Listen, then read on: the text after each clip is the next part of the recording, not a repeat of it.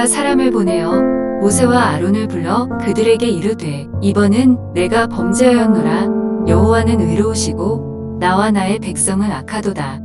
여호와께 구하여 이 우레소리와 우박을 그만 그치게 하라. 내가 너희를 보내리니 너희가 다시는 머물지 아니하리라. 모세가 그에게 이르되 내가 성에서 나가서 곧 내 손을 여호와를 향하여 펴리니 그리하면 우레소리가 그치고 우박이 다시 있지 아니할지라. 세상에 여호와께 속한 줄을 왕이 알리이다. 그러나 왕과 왕의 신하들이 여호와 하나님을 아직도 두려워하지 아니할 줄을 내가 아나이다. 그때에 보리는 이삭이 나왔고 삼은 꽃이 피었으므로 삼과 보리가 상하였으나 그러나 밀과 쌀보리는 자라지 아니한 고로 상하지 아니하였더라. 모세가 바로를 떠나 성에서 나가 여호와를 향하여 손을 펴매 우레소리와 우박이 그치고 비가 땅에 내리지 아니하니라. 바로가 비와 우박과 우레소리가 그친 것을 보고 다시 범죄하여 마음을 완악하게 하니 그와 그의 신하가 꼭 같더라.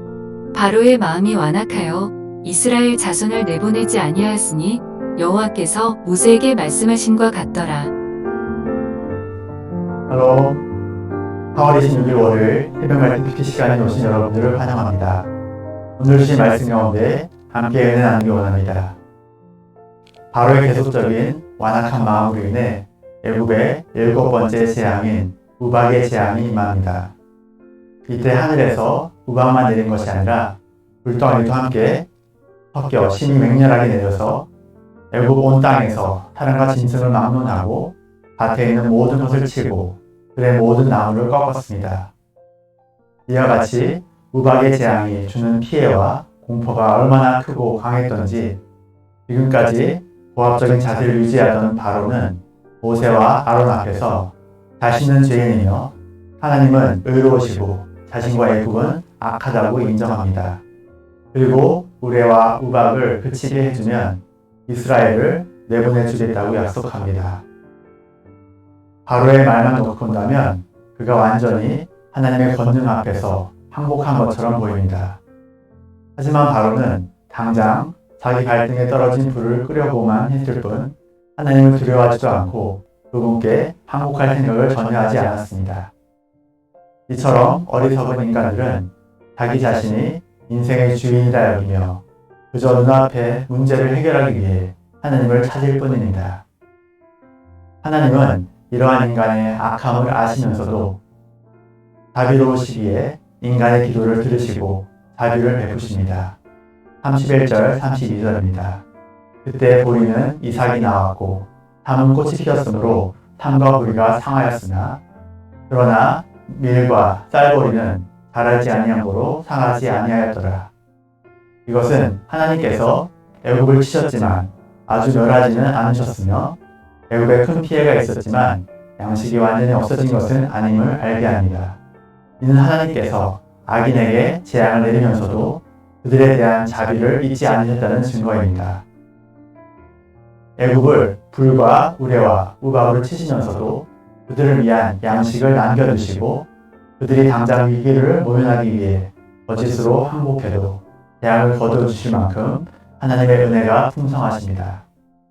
그러나 하나님께서 용서해 주셨음에도 불구하고 다시 죄를 범하는 행위는 결국 자기 머리 위에 영원한 심판의 숯불을 쌓는 것이라는 사실을 기억해야 합니다. 하나님 앞에서 죄를 용서받았다면 당연히 그 은혜에 감사하여 다시는 같은 죄를 범하지 않는 삶을 살아야 합니다.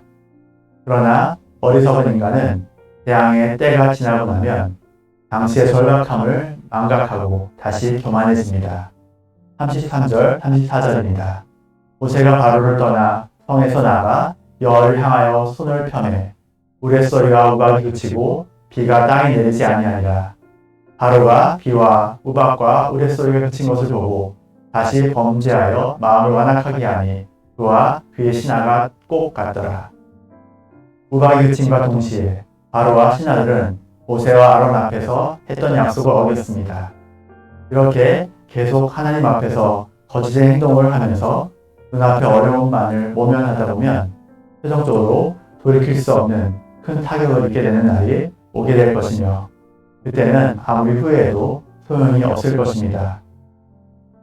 혹시 우리에게 이러한 모습은 없습니까? 우리에게 고난이 닥쳐오면 하나님의 도우심을 구하며 회개하고 하나님께 나아가는데 고난이 지나가고 상황이 편안해지면 다시금 내 삶의 주인이 마치 나 자신인 것처럼 살아가고 있지는 않은지 살펴볼 수 있기를 원합니다. 하나님의 자녀는 신실하신 말씀을 믿고 온전히 회개하여 변화되는 은혜를 입으며 살아가야 합니다. 그리고 악하고 어리석은 자들처럼 환경에 따라 변심하는 것이 아니라 날마다 하나님을 의지함으로 시종일관 변함이 없는 신실한 믿음을 지켜가야 하는 것입니다. 이러한 사실을 기억하며 말씀 가운데 매일같이 자신을 살펴보아 죄악된 부분이 있다면 하나님 앞에 자복하여 회개하며 주님의 도우심을 구해봅시다. 그리하여 매일같이 주어지는 하루하루를 죄악의 올무에서 벗어나 참된 자유를 누리며 믿음의 길을 힘차게 달려가는 여러분과 제가 되기 원합니다.